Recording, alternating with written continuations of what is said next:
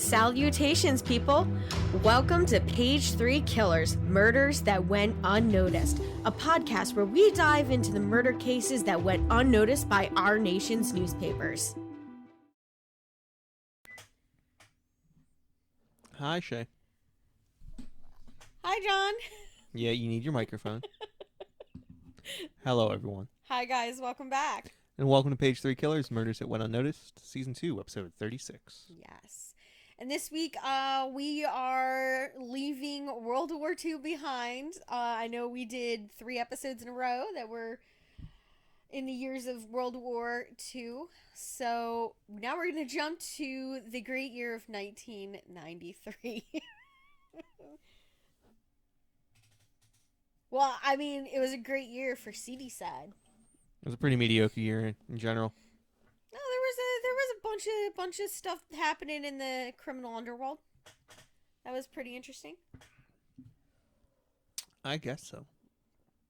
Yeah. So this week we're going to be talking about the murder of Bobby Kent down in Florida. So this is in Weston, Florida. And yeah.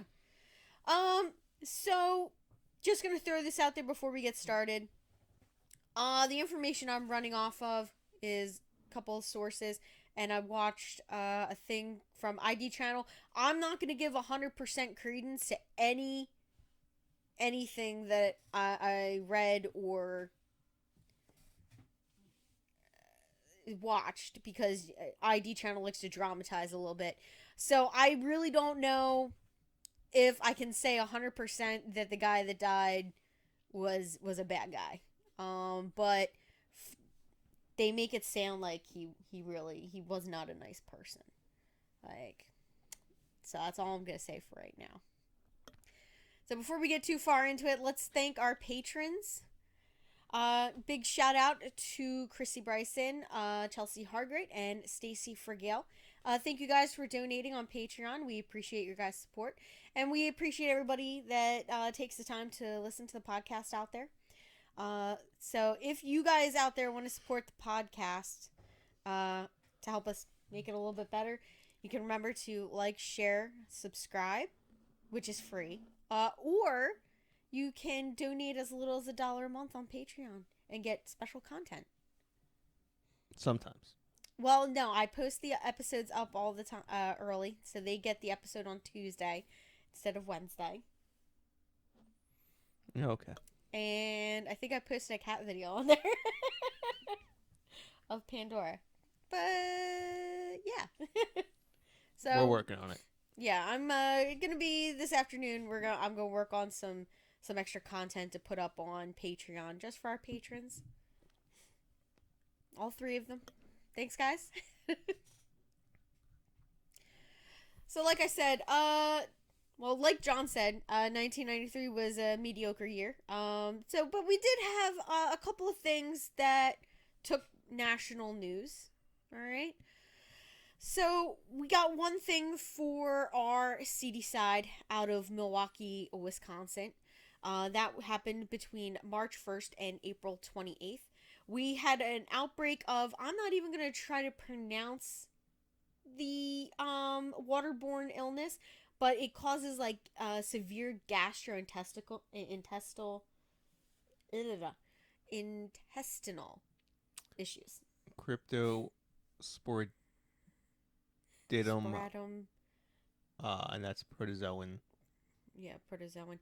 Yeah, so basically, it gets into the water because of this one major sewage treatment plant that had an issue. And it gets into the water, and about 400,000 people get infected with it, and 4,000 out of that are hospitalized, and it kills 100 people, making it the largest waterborne disease outbreak in U.S. history. Other than fluoride. We watched when we were on vacation.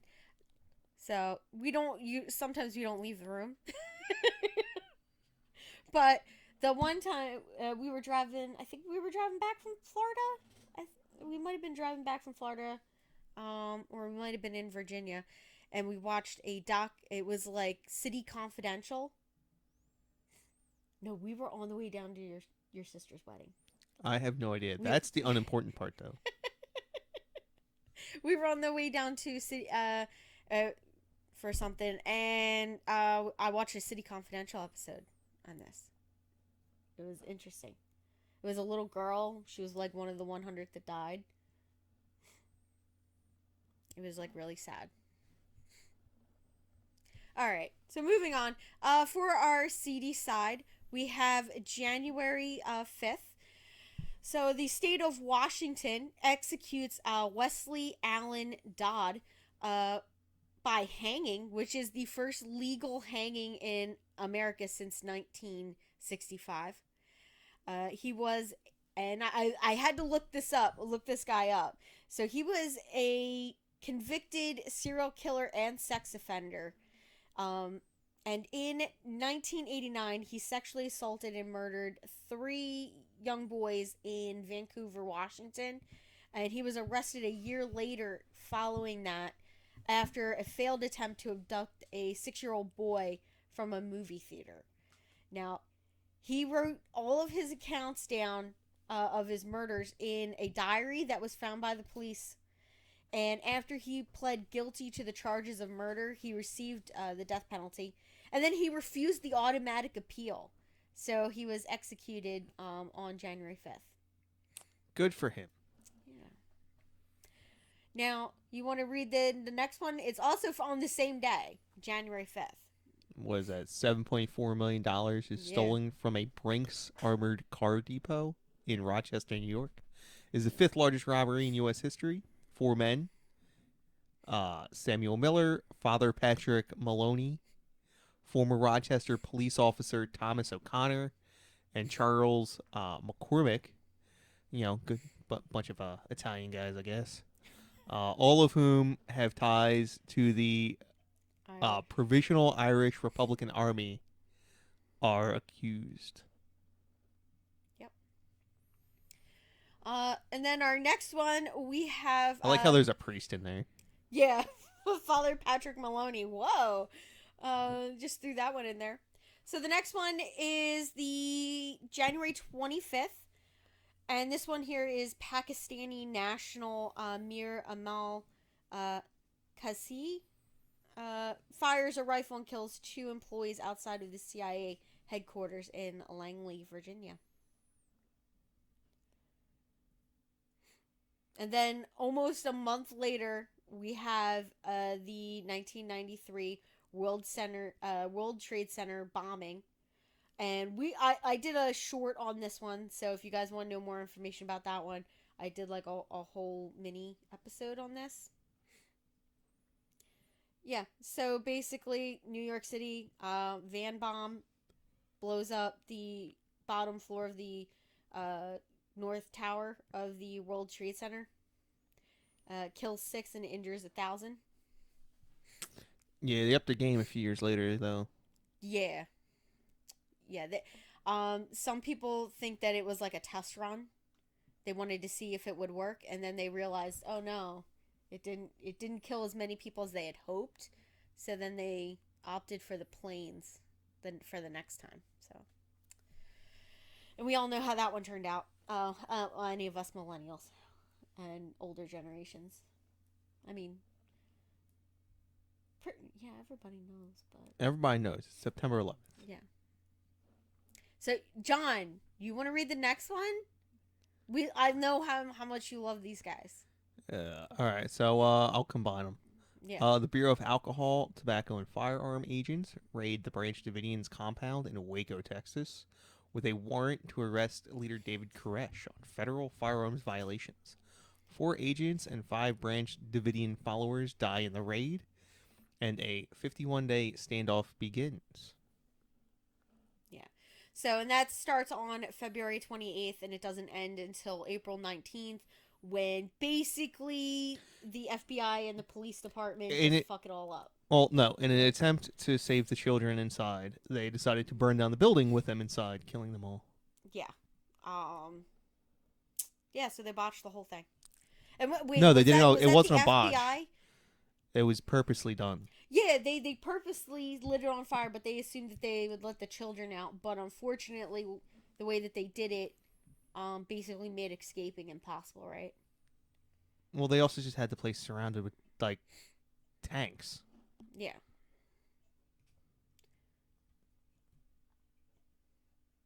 I'm just saying. Yeah. So I'm saying they botched it, and No, nothing went wrong. John, the what they were doing was trying to get the kids out, right? No. They had no intentions of saving anyone's life that day.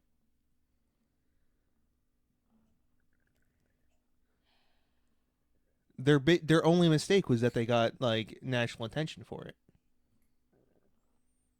Okay, we're moving Some people on. survived and were able to tell the on. story. We're moving on. That was their mistake. It didn't kill enough people. John, we're moving on. March 9th, we have Rodney King testifies at the federal trial for 4 Los Angeles, California police officers accused of violating his civil rights while when they beat him during his arrest. And then we all know that this whole thing, Rodney King, that kicks off the LA riots. And then we get one of the greatest things ever, which is the Korean rooftop Koreans. Yeah, rooftop Koreans. I watched a documentary on the riots. That was it was like a really interesting thing to listen to and watch. Now the next one, because not only do we have this other stuff going on, we also have on May 5th the West Memphis 3 they're 3 teenagers are convicted and tried and convicted in 1994 for the May 5th, 1993 murder of 3 boys in West Memphis, Arkansas. And this was like mainly because of the satanic panic that was going on at the same time. And these 3 teenagers just got railroaded because they were just different than everybody else. Yeah, nothing says I love my child like prosecuting someone who didn't kill them and let the killer go free. Exactly. And then I believe all 3 ended up appealing the sentence and getting released. Well, 2 of them were released. 1 killed himself. Yeah. Yeah, and during the trial, the prosecution asserted that the children were killed as part of a satanic ritual, which everything was a satanic ritual at this time. Well, no, at no point in time did the prosecutor ever believe that any of these gentlemen did anything wrong. They sat in jail for 20 years, most of which the prosecutor had already said, yeah, no, they didn't do it. Yeah. And it was because dressed alternatively. They dressed all in black and, were into certain things. Like, well, no, what I'm saying is that even after it had been proved definitively that these gentlemen didn't do it, they still sat in jail for quite a while. Yeah. Well, and now 2 of them are out. And like you said, 1 killed himself. But it's an interesting case to look at. Now, our next one was June 24th. A Unabomber bomb injures computer scientist David Gelenter at Yale University. Now, I watched the documentary. We always talk about Ted Kaczynski, the Unabomber. Teddy K. Mainly because the funniest thing I've ever seen was Weird Al wearing the sunglasses and the hoodie and being like, I don't know why I keep getting pulled over. But yeah, so the Unabomber, he's so interesting, like, just psychologically. Ted Kaczynski, he's interesting. And I watched a couple of documentaries on him. He's like a really interesting character. You want to read the last one? Sure. Bill Clinton orders cruise missile attacks on Iraqi intelligence headquarters in the Al Mansour district of Baghdad in response to the attempted assassination of former U.S. President George Herbert Walker Bush during his visit to Kuwait in mid-April. Now, for some reason, I had never heard that there was an assassination attempt on that's George Bush Sr., right? Yes. Yeah. Which I thought, like, that would have been, this probably would have been huge news. And I'm like, well, 1993, I was probably more interested in cartoons. Well, none of that, but it didn't even make our list Yeah. of news events. Think about it. The retaliation. Oh, yeah. Oh my gosh. The retaliation made our list, but the assassination attempt itself didn't. Yeah. Yeah, Oops. mid-April, it wasn't even on there. Like, Slight oversight. Yeah, I think, you know what, they might have combined it, like, and we're like, oh, yeah, mid-April. You know what, I skipped April. No, I didn't. I had because the end of the Waco happened that month, which was huge. But still, would that overshadow a president nearly being assassinated? Yeah. I'm just saying that the Secret Service, damn, they did. I mean, it also didn't say good on anything that about the assassination attempt. It could have been very poorly done. Yeah. All right, so now we're going to get into our topic, which is the murder of Bobby Kent. Now, Bobby Kent is the son of an Iranian immigrant, Fred and Farah Kent. I'm pretty sure that's the Americanized names. I was going to say Bobby and Fred from Iran. Yeah, they're Americanized names. Are they the same people who call me up and try and sell me No, insurance? no, I don't think so. Hello, this is Steve. That's I know that's messed up, that's. but it's true. It's not messed up because it's true. They do that. Okay. I know damn well your name ain't Steve, buddy. Yeah, I mean, sometimes it's just easier to. Because I work with a lot of people of many nationalities. Just in my job in general. So sometimes it is easier to like pick an Americanized name that you do business under with your American colleagues, and then you have your other colleagues who are of the same ethnicity or cultural background as you, and you use your regular name with them. So like a Chinese guy named Richard. I know a Chinese guy named Richard. Yeah. But his name is just Richard. He was born in like Washington State. Okay. Yeah, well, there you go. That one. No, I know other ones that they have like Americanized names, and it's like Joe. His name on everything else isn't Joe. So, sometimes it's just easier for them to do that. Now, he attended South Broward. I was right the third time. High school in South Florida suburbs of Hollywood, Florida. Now, Bobby Kent was described by his neighbors and his family as like Eddie Haskell. Who's Eddie Haskell? Is this a So popular like all figure? the parents loved him and the neighborhood, but kids, they did not really like him. They looked at him in a different way.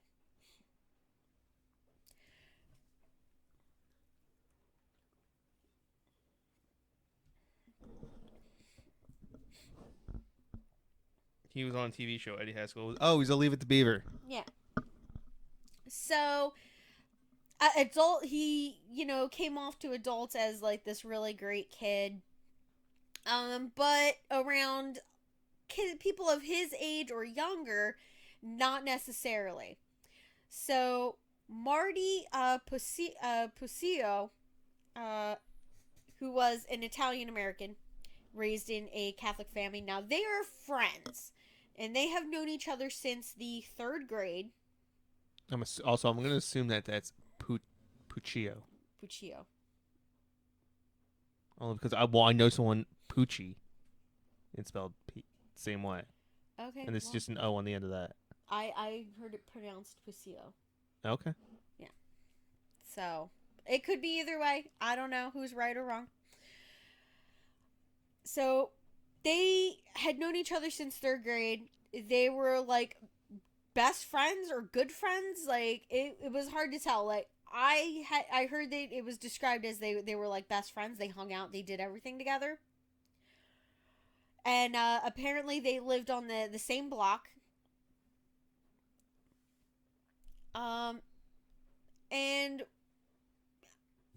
outwardly they had a great friendship. However, in later years, it was said that there was bad blood between them. You know, Marty felt ill will and hatred towards Bobby, who apparently bullied him. I mean, like, they're friends, but he like picked on him, and it was like physical, you know. Now, both sets of parents were suspicious of the friendships that they had. So, Marty's parents, Marty Sr. and Veronica, were concerned about Marty often returning from being with Bobby Kent. They said he came home quite often and he would either be like bleeding or he would have a bunch of bruises. So they were a little leery of this friendship. Now, Fred Kent and he thought Marty was a wayward slacker that had no future, and felt that his son's friendship with Marty, who was a high school dropout, uh, he thought it would like destroy his son's future. You know that. So yeah. Now both boys they were sort of buff, so they went to the gym a lot together. So I heard it was described that Marty was taller in height, and Bobby was a bit shorter, but he was stockier. But they went to the gym a lot, and there was some rumored steroid use. Now, in Bobby's case, according to testimonial later on, uh, they believe that this is what significantly contributed to his erratic, aggressive behavior with his friends. Now, there was a witness that I heard in the ID channel. Okay, so in the ID channel special, this is where they talk about this stuff. Okay, so this next section, I did not see anything mentioning this except for that ID special. So this is where I'm a little leery as to whether this is 100% true or false. So I'm not sure about this. So apparently this witness came forward by the name of Harry. He said that the two that Bobby and Marty together were experimenting in making gay porn movies, hoping to distribute them to local shops. He also said that he had met them while they were stripping at a local gay club, which is where he met them. And he said Bobby was more of like Marty's manager, like his agent. It's his pimp. Yeah, and he would like charge $100 an hour, $200 for the night. And then when the cut was broken down, Marty would only get 25% of the take for the night. Like, okay. And then this Harry character also says that the two were into a physical relationship. Who's this Harry guy to these guys? Apparently, he was a client. Oh, okay. A client of the two. So they didn't give a last name. All they said was the guy's name was Harry. And that he went into the police department and then they played some recordings that sounded like they were like an interrogation. But I don't know. It wasn't like I didn't see any court records with this guy's name on it, so it's a little weird to me. Now, neither Bobby or Marty actually participated in any of the gay porn movies, okay, guys? So they allegedly directed them, and they had this 40-year-old guy, Florida guy, perform on camera, and they recorded it. Unfortunately, this movie that they were trying to peddle, titled Rough Boys, to the porn shops across South Florida, was not very good. So they didn't take them up on the offer because it had poor audio quality and video quality and lacked any sexual activities other than a nude guy dancing and playing with a dildo. That's it. Sounds very sexual to me. Porn. Like, do you think that would? No, all I'm saying is if someone told me that there was no sexual activity going on and I found out that there was just people dancing and playing with dildos, I'd be like, I think you're being a little misleading. Yeah. So that's the end of the stuff that I'm not sure whether it was true or not. Just that small section. So I don't want anybody to get mad and like say, "Oh, that's wrong. That's a lie." I'm not even sure if it's a dramatization on ID Channel's part. And I mean, they make probably millions and millions of dollars to make these shows on there. Like the Clown Mask Killer, they totally misled us on that one. Exactly. I still won't forgive them. It was a ski mask. It was a ski mask. No clown mask was worn. And the seedy underside of Magic the Gathering.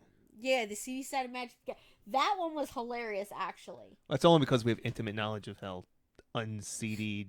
Yeah, the magic scene is. They made it sound like it was like some underground club that just. It's like, oh, the seedy underbelly of like, they meet in a dingy basement. Mom, I told you I wanted the Baja Blast Mountain Dew. They only had Code Red. I'm sorry, dear. This is why my friends don't come over. Well, why don't you go play D&D at their house? Mom, we're playing Magic the Gathering, not D&D. Totally different game. Yeah. Sorry, guys. We just went off on a little tangent about ID Channel and their inaccuracies. I'm allowed to make that joke. I own thousands and thousands and thousands of Magic cards. He does, and it's a bit of an obsession. It's called cardboard crack. That's what it is. And what was the saying? Cracking packs and taking names or whatever? Cracking packs, taking names. And I'm all out of names.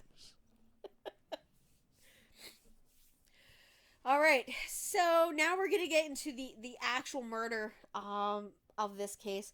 So toward the beginning of 1993, Marty, who is now 20, has started dating a woman by the name of Lisa Connolly.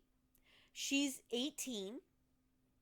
Now, she was kind of jealous of the relationship that Marty and Bobby had on the outside, okay? So they spent a lot of time together, and she was kind of jealous about it.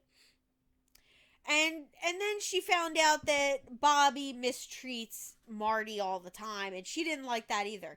So she thought it would be smart to distract Bobby from Marty by setting Bobby up with a friend of hers named Alice Willis, who went by the name Allie, and she was 17.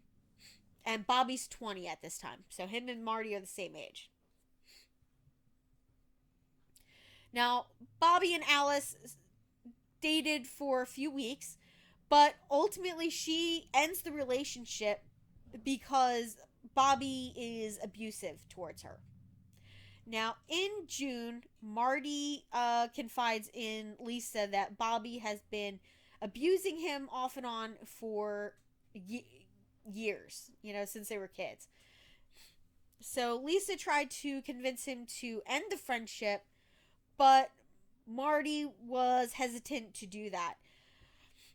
So by this time, Lisa is now pregnant with Marty's child, and she decides to pursue a permanent relationship with him.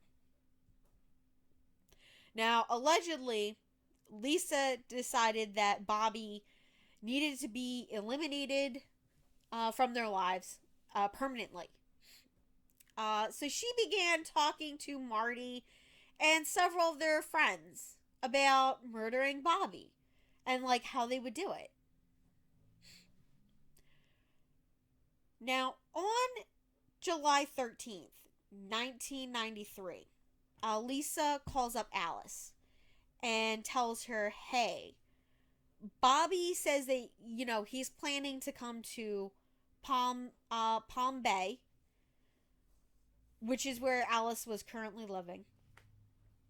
And she says to her, he's going to come and he's going to murder you if you don't come back to this area with him and be his girlfriend. And he's going to not only murder you, but he's going to kill your baby too. So she's trying to get Bobby hemmed up, I guess, or yeah. So she's trying to. I don't really know if he actually said that, or if this is just her trying to persuade people to her side to help her kill Bobby. So Alice claims that Lisa asked her to come to her house to discuss getting rid of Bobby, so murdering Bobby. So Alice went to Lisa's house, and she brought two friends with her. She brought her current boyfriend, Donald Semnek, who was 17, and Heather Swellers, who was 18. Now, on that night of July 13th, 1993, Marty, Donald, Heather, Lisa, and Alice meet up with Bobby. Now, fortunately for Bobby, on this night, Marty, Donald, and Heather became super uncomfortable with the plan, and they left.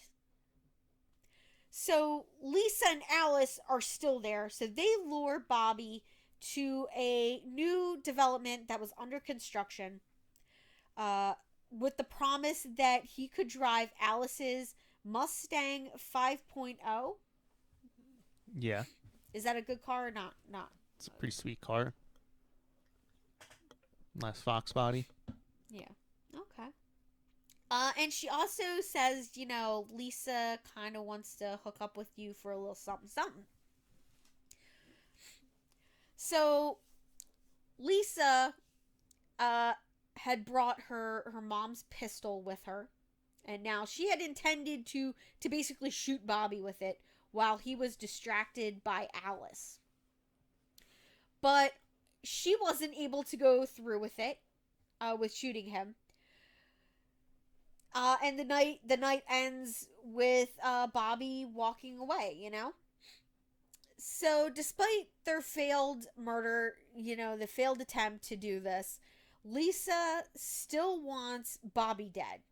So she actively starts seeking assistance with this. So she contacted a self-proclaimed hitman named Derek Kaufman, who's 20 years old, Florida resident. Now, he had been recommended by a friend of Alice's. Now, Alice at this time, now this is her account. Literally, Alice was on the ID channel special talking about this whole thing. So at the time, she was involved in like a prostitution ring. All right, so she was like, but she was like she came from a very affluent family. And she just did it, she said, for shock value. So she knew some like seedy people, just from being in that scene. So the group of friends, they meet up with Derek Kaufman at his home in Rolling Oaks. Now they want him to get a gun. They tell him they want him to get a gun so that they could kill Bobby that night. But Derek Kaufman tells them, he couldn't procure a weapon that quickly. So he's like, that's not going to happen. You're not going to be able to do it tonight that way. Come on, man. This is Florida. I'm sure he could have if he really wanted to. So the four friends go back to Lisa's house, where they're joined by her cousin, another Derek, Where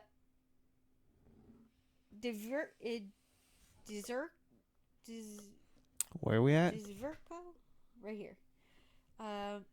It looks like a Greek name. I would just say Dzvirko. Yeah, Dzvirko. That's what I thought. Now, and he's 19. So the group continues to discuss their plan, and they ultimately decide to go ahead with murdering Bobby the next night, with Kaufman's assistance. How do I meet people like this? I've never had like I don't know. interactions with human beings who are anywhere close to this. Just casually talking about killing someone. Yeah. Like, and I don't know. Maybe I'm sheltered. I just wonder, like, okay, yeah, so these people, they made it sound like some of them lived with their parents, others didn't. And it was, like, really hard to tell, like, who, like, does Lisa live on her own and they're just, like, at her place, just, like, talking, like, murder? And, like, if not, how do her parents not hear this being planned in their living room or something? Like, so, which makes me think that she lived on her own. But they didn't, nobody made that clear. So, a little confusing there. So, late on the night of July 14th, 1993, the seven joined together at Marty's house and finalized their plans. So Marty contacted Bobby and convinced him to come out with the group that night, with the promise that they would race their cars, and that Alice wanted to have a hookup with Bobby. So Bobby, being who he is, was like, yeah, awesome, perfect. Now the group, they assembled their weapons that they were going to use. Some of them had knives. Somebody had a lead pipe and a baseball bat. You had 24 hours in Florida in the early 90s to assemble any amount of weapons you could, and you came up with 2 knives, a pipe, and a baseball bat. Yeah. These people are slackers. They really are. Yeah. I think if Alice was as connected as she says she was, I think they could have gotten a little bit better stuff. I don't know. I mean, this sounds like teenagers plotting murder. I mean, this. All I'm saying is I can gather a bigger arsenal in the next 30 seconds. Yeah, well, that's because you're a grown-ass adult with grown-ass adult money. I guess. These are, like, teenagers. Like, barely out of teenagerhood. Like, we got a couple 20-year-olds. We got 19, 18. To me, this is like, kids with no money. What do you got at home? Dad was doing a construction project, plumbing, got some lead pipe. Well, maybe like sewer line, but not like water, drinking water. But yeah, the lead pipe, fencing. I guess so. You know, hey, cooking knives. I guess like these don't sound like they're out, like backwoods kids that do hunting kind of thing. These are like city kids. Like, you know what? Levittown kids. Obviously. Like Levittown. Um, so around at 11:30 p.m., they pick up Bobby from his home and they head out to a construction site. Now, when they arrive at the site, Alice, in accordance with the plan, took Bobby off to a bit of a secluded spot. Where she was talking to him. And while there, Heather comes over and joins Alice in distracting Bobby. Now, while she and Alice are distracting Bobby, Donald comes up and stabs Bobby in the back of the neck with a knife. Probably missing because he was able to still move. So he didn't hit the spine, I don't think. So when Bobby asks for Marty to help him, Marty stabs him with the other knife, and he stabs Bobby in the stomach. So at this time, one of them confessed, saying that at this time Bobby was like pleading and apologizing and like just trying to say anything that was gonna keep him alive. But Marty continued to stab him. So Bobby tries to flee, but Marty, Donald, and Derek Kaufman follow him and continue to beat him and attack him. So Marty then slits Bobby's throat and hits his head on the ground. Now Derek Kaufman then comes up with the baseball bat and he hits Bobby in the head, which is the final blow that ends Bobby's life. So after this, both Derek's, because there's two Derek's, Lisa's cousin, Derek Dzvirko, Donald, Marty, and Derek Kaufman, they dump Bobby's body on the shore of the marsh, which is not too far from the construction site. And they fully expect the body to get eaten by alligators and for it not to be found. Unfortunately, that's not how it plays out. Either the next day or a couple days later, he is found by construction workers. What do you want? He's found by construction workers. Yeah, I got so it. he's found by construction workers. And it's just a unknown person. Because there's no ID, there's nothing like that.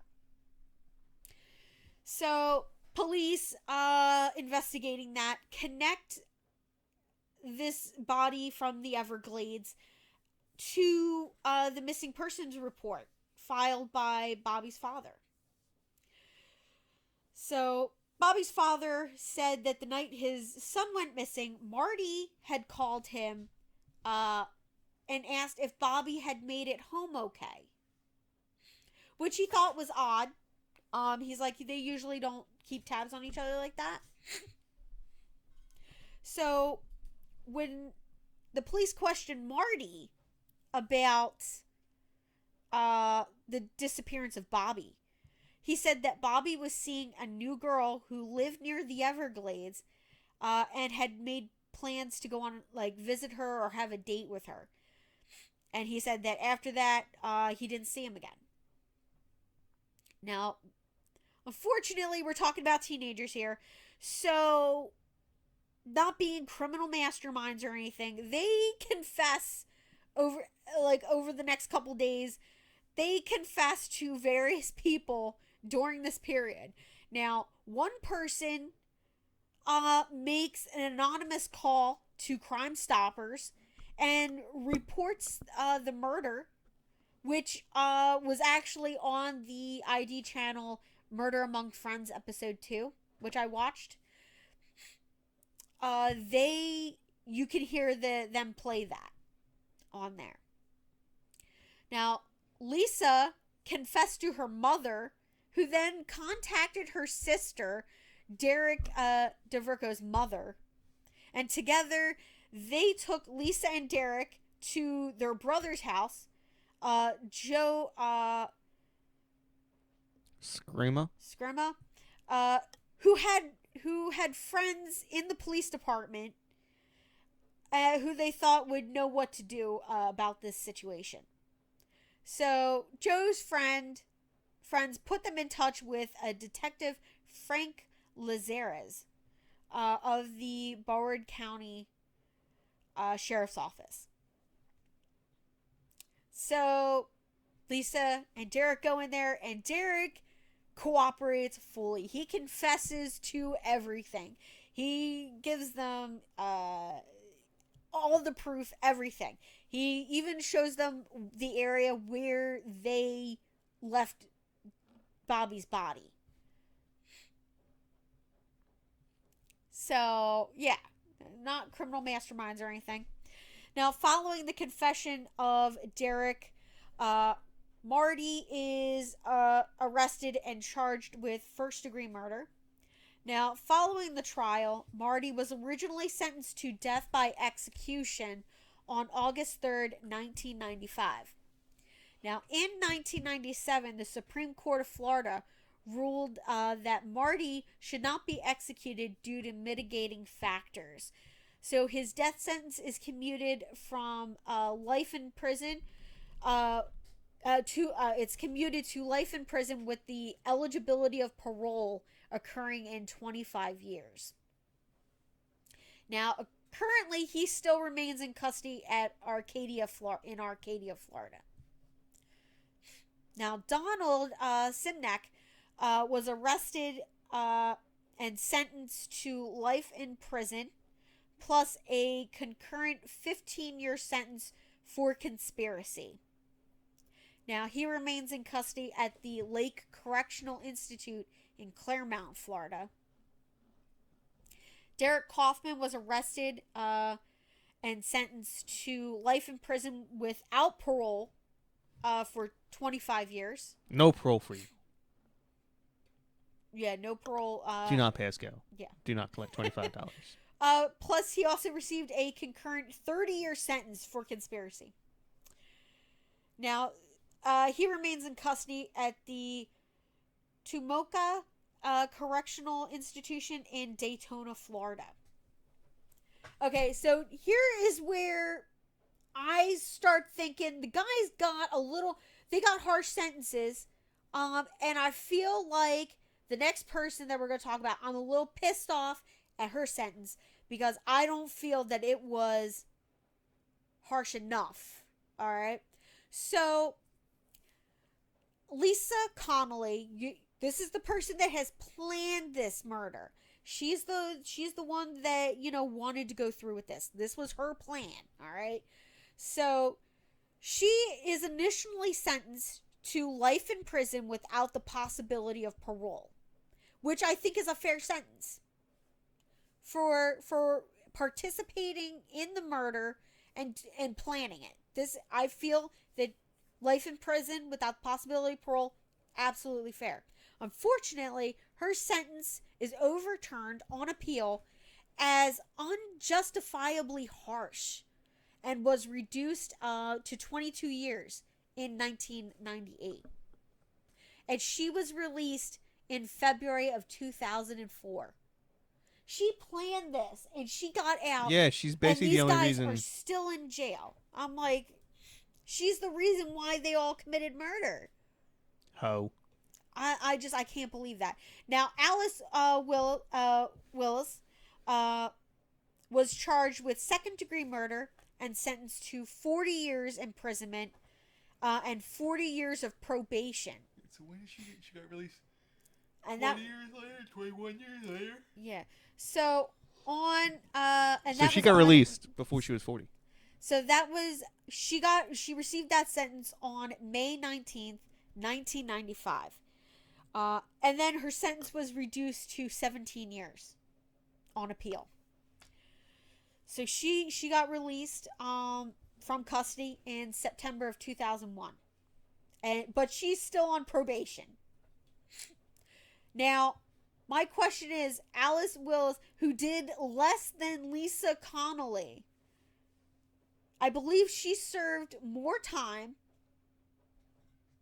or technically she got a worse sentence because she's got 40 years of probation still. Like that. And then Derek Dzvirko, who pled guilty to everything. He was like the main witness for the defense and all that. Got second-degree murder, and he got an 11-year sentence, and he was released in October of 1999. Heather Swellers pled guilty to second-degree murder and was sentenced to 7 years in prison, and she was released in 1998. So, yeah. Now, this ended up being somebody wrote a best-selling crime book titled Bully. I believe it was Jim Schultz. It's just Jim Schultz. Yeah, Jim Schultz. Sorry. So he wrote this book about this murder called Bully, a true story of high school revenge. Which I did not read. And they adapted it into a movie in 2001. The film was called Bully. Now, I watched the American Justice Forensic Files episode on this case, and I did watch the IG channel's Murder Among Friends. And then apparently there's one more episode, which is Forensic Files did an episode. And they actually have an interview with Derek Dzvirko about the murder, which I really wanted to see that one. But like I said, the Murder Among Friends, they had Alice was on there, and she talked about her part in all of it and in the planning and stuff like that, which was still interesting. So yeah, that is our episode, the murder of Bobby Kent. So they definitely made this guy seem like the dramatization in it just made it sound like this guy was a terrible person, and that there was like some justification. I don't think there's any justification, like, because if he was doing the things he was doing to you, why didn't you go to the police? Listen. All I'm saying is he hung out with all these people. These were his friends. Yeah. They're probably of all similar moral character. True. That's all I'm saying. Yeah. So, like, I'm just saying, I don't think I would ever, like, go to the point, like, where my brain says, oh, instead of going to the cops,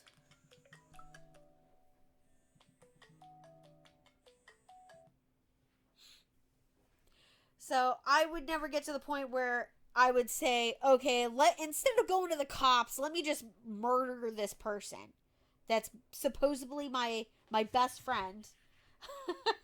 Instead of going to the cops, like, you could have put him in jail and that would have been worse torture, right? Like, now he's stuck behind bars and he can't do nothing, right? I don't get it. I don't get it. These kind of people are the reason why we need police, but at the same time, that makes me angry. So, yeah. All right, babe. You want to close it out? Bye. Bye, guys.